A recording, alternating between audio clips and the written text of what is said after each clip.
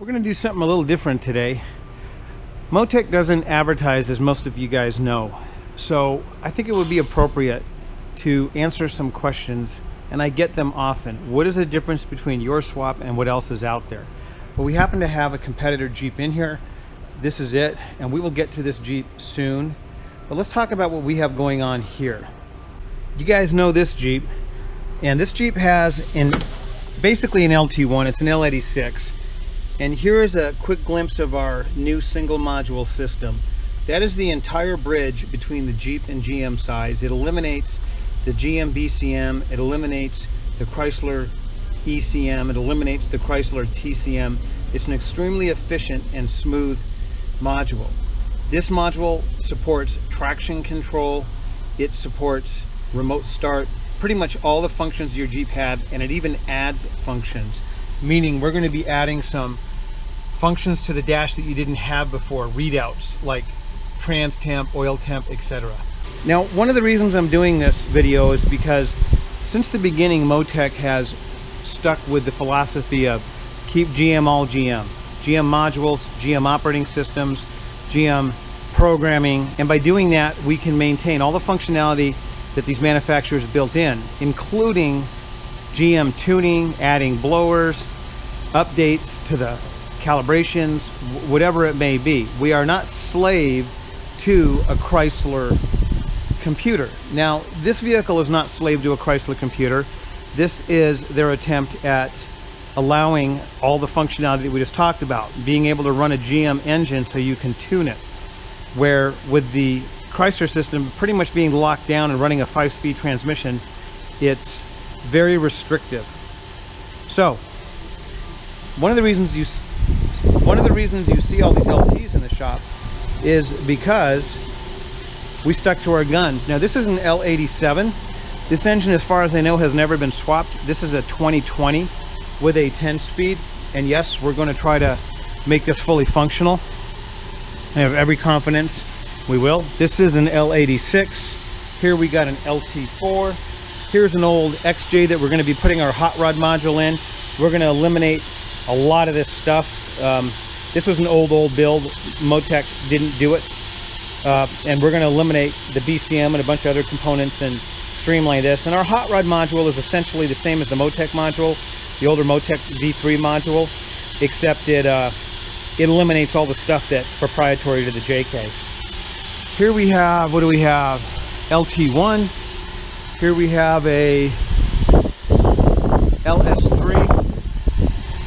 Now guys, the reason we can run these LT1s direct injected, continuous variable valve timing, 8-10 speed transmissions is because we have the proper GM operating systems. We could not run these engines with a Chrysler computer, and that's what puts a lot of these other competitors at a disadvantage trying to run this engine as sophisticated as it is. Well, simply put, they can't. So they were forced to go with what we did years ago. Here's another LT1, excellent engine. Here's an LT4. Here's the SJ I told you about. This has a Motec swap from many years ago. It is a Gen 3. Another LT1, just about ready to go. Another LT1. If you look at all these Chrysler engines, we've sold a lot of them. There's a reason we're swapping these out for these. We'll be test driving this one shortly. This is an awesome build.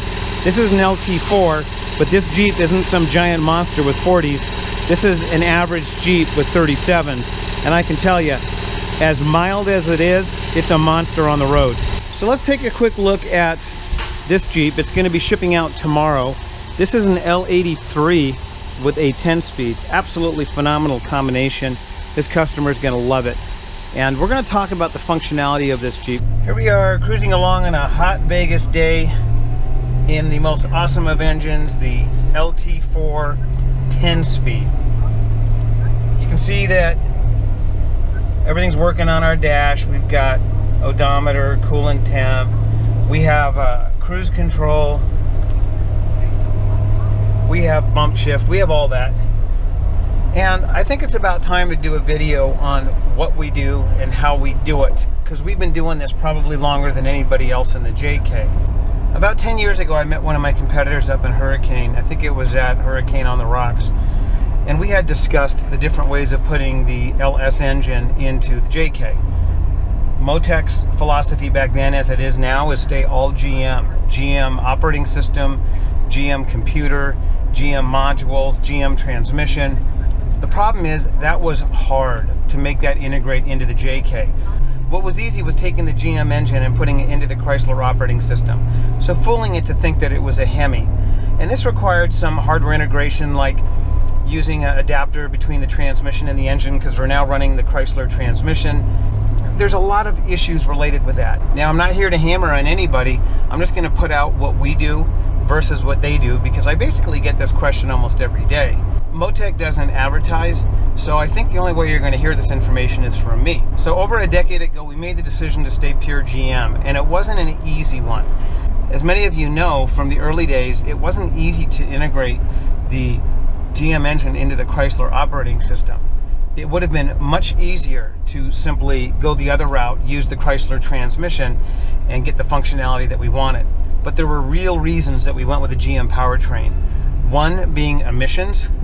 We wanted to keep these compliant, and as some of you know, we do have California executive orders for 50 state compliance. Two was the GM transmissions are just superior, whether it's the 6-speed, the 8-speed, or the 10-speed. I'm driving a 10-speed right now, and it's just a phenomenal transmission. To be slaved to and burdened down with the Chrysler 5-speed was not what we wanted. We wanted to have full control of the GM operating system. That meant not only for scanning and emissions purposes and OBD2, but we wanted our customers to be able to tune these engines, add cams, add superchargers, do updates that GM comes out with. We didn't want them to be locked down and slaved to a difficult-to-use Chrysler operating system that's a hybrid of a GM and a Chrysler operating system. So let's get to the chase. As the years went on, Motec has refined this setup, and we are down to essentially a single module system. One of the advantages that the competitors had in the early days was that they were using a single module system, meaning only one engine controller. But that's also the reason that they severely limited their functionality, because they were using a Chrysler engine controller with a GM powertrain. Well, the competitors realized pretty quickly that in order to get the full functionality of these engines and have the ability to tune them, not only that, but if you want to take advantage of the modern technology, what I am driving right now is a supercharged, direct injected, continuous variable valve timing, 10-speed vehicle. I am running down the road as a V4 with a 10-speed. They couldn't touch that functionality. They couldn't get the direct injection. They couldn't get the CVVT and all the other functions that GM has offered, because again, they're slaved to the primitive Chrysler operating system. So they realized that they had to go to a GM controller in order to get these functionalities, to allow their customers to program, to allow their customers to add superchargers and modify. One of the reasons you stay with the Chrysler transmission is because it's easy. The Chrysler transmission, the NAGS, integrates well into the Chrysler vehicle. Recently, and this is not uncommon, we had a vehicle come in that the customer wants to upgrade to the 6-speed transmission and get the full GM functionality.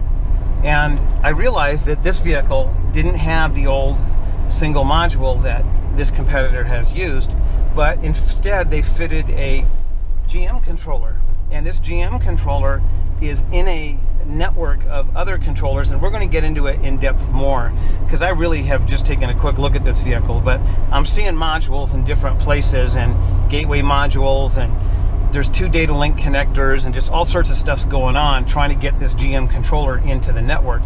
And the result of that is a lot of things don't work.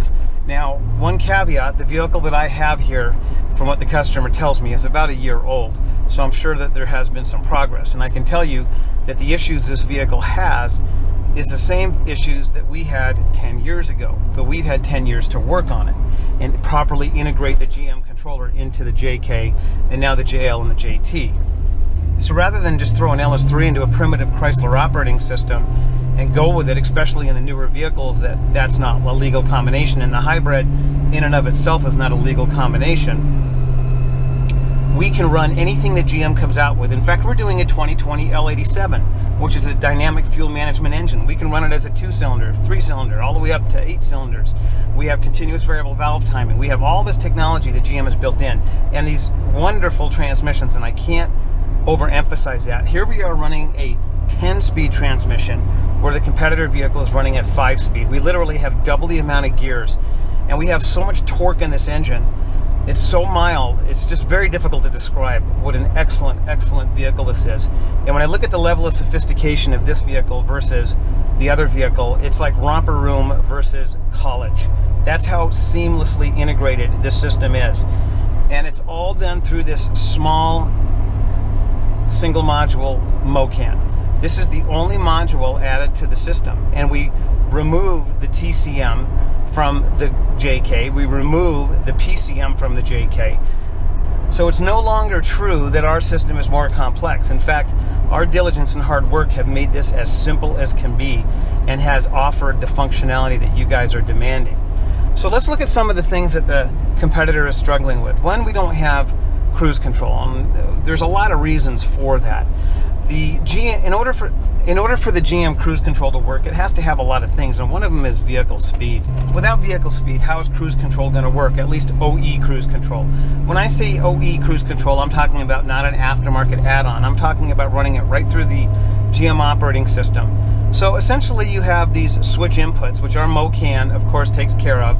It translates the switch inputs from your steering wheel or your stock, and it sends it over the CAN to the GM system. The GM system looks at a lot of things. It looks at vehicle speed, brake pedal position, and a lot of inhibitors, things like overheating and engine codes that would be related to engine performance, and it disables the cruise control based on that. So we have all these inhibitors and we have all these inputs. We have brake pedal, we have cruise control switch position, we have engine RPM, shifter position, all this stuff comes into play. Well, when you're running a Chrysler transmission, you don't have vehicle speed in the GM computer. And the reason is GM operating systems use the TCM for vehicle speed. So there's nothing for the GM system to act on. So in order to get the GM controller to properly have cruise control, you have to have a TCM or something else send the GM system proper vehicle speed. Well, there is no vehicle speed in this competitor vehicle. So the customer was told that it doesn't work right now, the cruise control. It may work in the future. Of course, since we have a GM transmission with a TCM, it's going to send the proper signals, whether it be shift lever position, SLP, brake pedal position, and there are redundant signals, vehicle speed, all that's going to be present, and your cruise control works. And most of you know that our cruise controls work second to none. They're OE. It's a really hot day here. I'm saying we're pushing about 110, and our air conditioning is working perfectly in this Jeep. We're running about 210 degrees in this supercharged LT4. To make this air conditioning work properly, it requires several things, not just turning the compressor on. One, we have AC idle bump. So we have a AC request that goes from the Chrysler control head. When that little light goes on, that's telling you that the AC has been enabled. Well, there's a lot of things besides just the light coming on. You might make the request, but the operating system might turn off the AC for things like overheating, AC overpressure, etc. We keep all that, and not only do we keep all that, we send a valid AC request signal to the GM computer. The GM computer then controls the compressor clutch, it controls the variable displacement solenoid, and it controls the AC idle bump. In addition, it controls the cooling fan. So the fan doesn't run wide open all the time. Now, I did notice that the fan is running wide open all the time with our competitor's vehicle. There is no valid AC request. There is no proper idle bump, so the idle goes up and down as you turn the AC on and off. There is no fan control. I could go on, but just know that, again, this integration, they are learning how difficult this was to integrate properly. And well, we are doing it very elegantly with this single module system that seamlessly and fully electronically bridges these two systems and allows the GM system to remain pure. They have a long way to go to get to that. So we don't have proper cruise control integration, we don't have proper AC integration. Now the customer is stating that his odometer doesn't work and his miles per gallon, let's see if we can get that on here, is reading I think I saw it at like 700 miles per gallon. Well, you get a lot of that information from the ABS module and from the PCM, throttle position and all that. Our competitor is running an aftermarket pedal. It looks like it's a modified GM pedal to me, I'm not sure. Our single module system runs the Jeep pedal and properly integrates it. We've had the ability to do that for a lot of years, but we just chose not to. We ran the GM pedal just for liability reasons, but now we are running the Jeep pedal.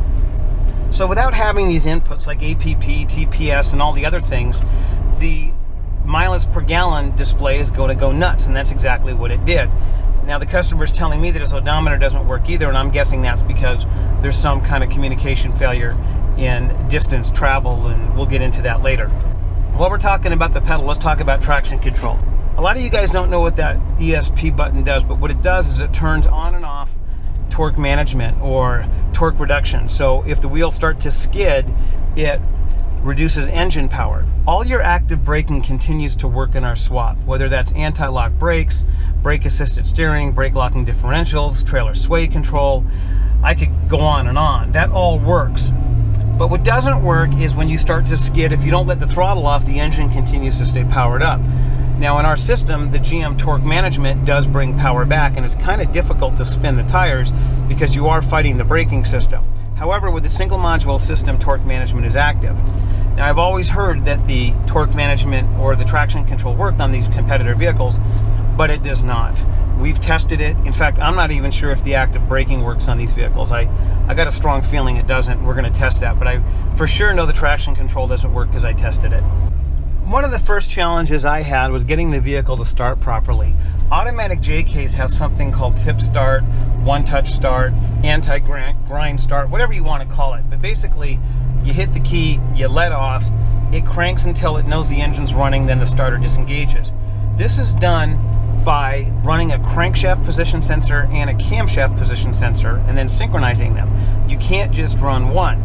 If you ran just the crankshaft position sensor, you would get a grind until it rejected the camshaft signal, and then the starter would turn off, and that could be 5 or 10 seconds later. Now I did notice in the competitor vehicle they're fighting that. Again, that was something we fought many years ago. And we had to fight it more than once because when we eliminated the Jeep PCM and the single module system, we no longer had the PCM for that function. So we had to build that into our single module. And just so you guys know, the basically what our little bridge or our single module is it takes the place of the Jeep PCM and TCM. It takes the place of the GM BCM. So we eliminate a lot of modules with this little 4x3 module that we're building. So without having that Jeep PCM, we're getting grind in the competitor vehicle, and that's just how it's going to be. They're going to figure it out eventually, I'm sure. But you can't just put a timer on it, because if you're in a cold day and it has to crank longer to start than on a hot day, you need to have it actually monitor both the cam and the crank signals, and that's just not present in the competitor vehicle. Although we're going to be doing some scanning, and we'll see where they're at with that. Most of you guys have known for a lot of years we've used our billet brackets and our bolt-in mounts, no fabrication swap. I know that our competitors have been using weld-in mounts. In fact, one of my competitors basically copied our mounts and was still using the weld-in version up until recently, and he probably still is. I do believe some of them are going to bolt-in mounts now, but we use a full hydraulic can. We actually use a GM SUV. It's from a Cadillac engine mount, so that when you do have 4-cylinder mode, which we are leaving active now in a lot of these vehicles. I have a 5.3 10-speed that we did a drive on recently, and the 4-cylinder mode in that thing is almost imperceivable with the hydraulic mounts. Well, our competitor does not run the hydraulic mounts, so you can have 4-cylinder mode. Well, if they get the operating system dialed in to where you can have 4-cylinder mode, you're probably gonna need a dentist when that 4-cylinder mode kicks in. Now guys, I'm not here to hammer on anybody. I'm just telling you what we offer versus what's out there. And 10 years ago, we went a direction that took a long, hard path to get where we're at. And we can see our competitors struggling now to try to go in that direction. I think they're finally recognizing and realizing that this is the only path, not only to keep it legal, to keep it compliant, to get the functionality that is demanded, to get the performance. There's just so many benefits to running a complete GM powertrain over hybrid and hacking and patching and running a $100,000 vehicle that's not legal and could get confiscated. So we're going to continue this conversation. It's really difficult to describe the smoothness, the integration, how quiet. This is actually a Cadillac engine, and how easily just touching the throttle leaves the traffic behind you. Yet at the same time, you wouldn't know this wasn't a stock Jeep when you're just cruising along the highway. It's so quiet and it's so smooth. And it means a lot to be able to have all the functionality that you want. So you have your cruise control, you have your air conditioning that's being operated properly, and all these years later to see our competitors now migrate towards the system that we developed 10 years ago and worked so hard at is a clear indication of which way the market has to go.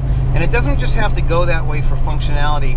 I'm going to say this again, for legality, for emissions. A lot of you guys have JKs, you put 1 tons in them, you want to live in California, you want to live in Colorado, you want to sell your JK with a clear conscience. So the legality of running the pure GM operating system with a US EPA production, calibration, and modules that have been certified by the California Air Resource Board takes a load off your mind.